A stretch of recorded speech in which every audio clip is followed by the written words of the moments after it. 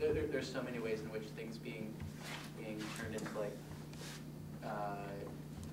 being made queer makes it possible for the dominant culture to destroy them or to harm them. I mean, queer bodies in terms of healthcare, or queer bodies in terms of like super masculine, like straight dudes on the street at night, you know. But again, that's saying, thinking of health as something that's separate from you. I mean, absolutely. You know, I mean, it applies to everything. These things that we've lost connection with. I was thinking, jumping off what you're saying and sort of like seeing how constructing nature as queer could almost be detrimental to like saving it or preserving it reminds me a lot of sort of like a break within ecofeminist like philosophy, and there's very much two sides of that, one of which pretty much stops at the point of identifying women with nature and just seeing this like connection of like Gaia or Mother Earth, and the others also use like conquer nature and sort of identifying that intersectionality and working to reverse it. And I feel like there's a lot of similarities here where it's like the difference as far as making change is working to undo those structures rather than just solely like identifying in a passive way nature with queerness. Sure. What's your name? Jen.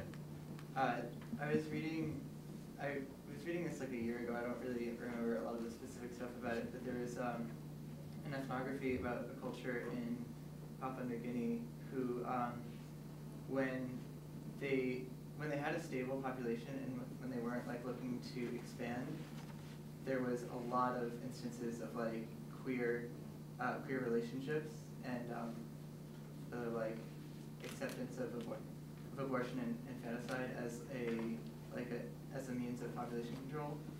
And when they were looking to depopulate, things like being queer and things like abortion would be stigmatized. So I think that like a lot of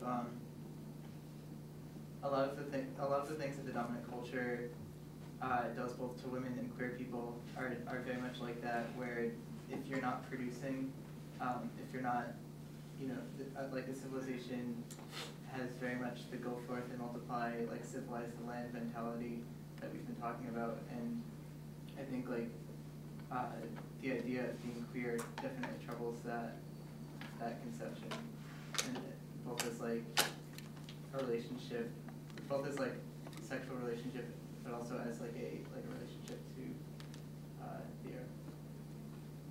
For sure.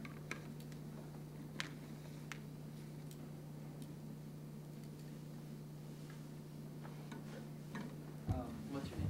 Alex. I've just, sorry to anyone who might have heard this spiel before. I've been like, thinking about this a lot recently.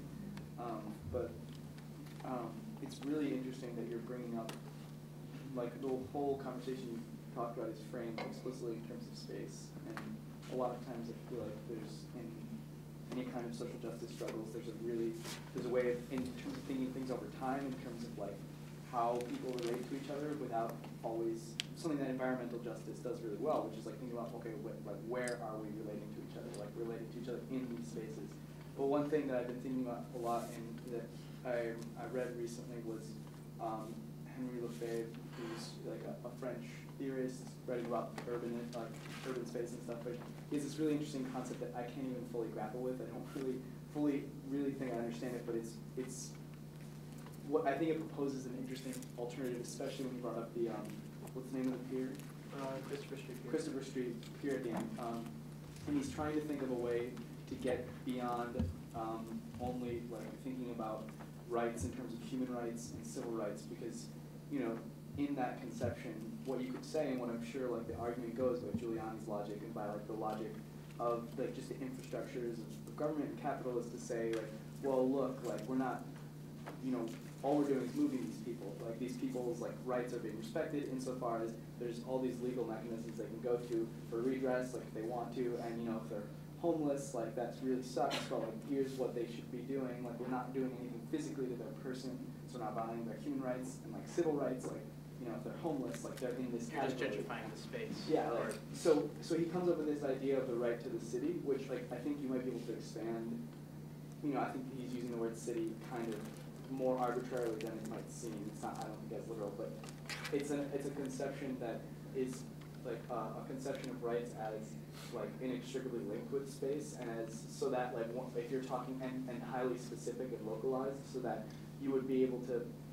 I know it sounds kind of lofty, but it's interesting to me because when I was looking at this, it's like you would be able to kind of like take a place like the Charles Street Pier, Christopher Street Pier. Christopher Street, sorry, and look at like what are the actual specific historical relationships and like communities and like centers and different points of congregation in this place, and what does that mean for like the people in it, and constructing some kind of net, I guess you could say, or like a way of linking all of these things so that it becomes, I mean, the logic is to create connections between these spaces so that when like capital, or when something comes in and is trying to say like, well look, all we're trying to do is like renewal's great, you know, we're respecting your rights, we're trying to make the city better.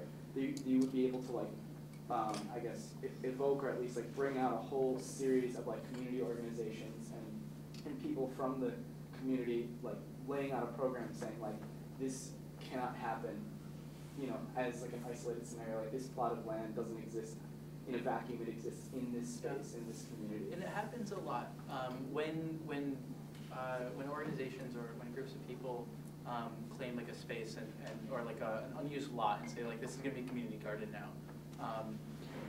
You know, even if they don't own the lot, like nothing's been done with it for for maybe decades. Frequently, when they do that, that's when like they start getting targeted by police, and laws are passed against those people. And what they're doing is trying to like make the space like a little bit more wild. You know, they're making it a little bit like more evocative of like of nature as our culture sees it. And I think that there is it's like a cultural trope so grounded and so intense that like when our culture or when our government sees like something as nature has to be regulated, has to be grabbed, it has to be like repressed and turned into either something that's profitable or destroyed. And it's simply just one other thing I wanted to say is it's something a bunch of us were in New Orleans recently for some volunteer work, and it's something that I thought was really interesting because you keep hearing these. I mean, we kept hearing these stories about like, places that were designated to be like after Katrina to just become like parks because they were like there's no possibility for renewal.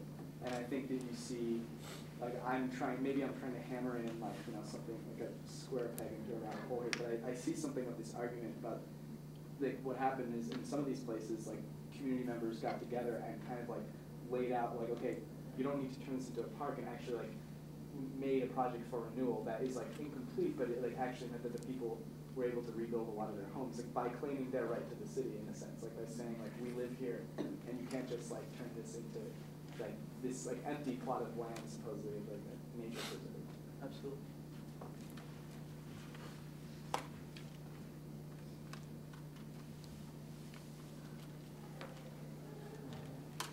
Any more thoughts? I'm not sure how much time we have left. Any idea what time it is? Okay, so we have 20 more minutes. I don't know if I've got all that much more to say. So maybe we could call it a short day. So I'll give you my email address and you'll send me your copay. Yes, you wanna- That's on the sheet.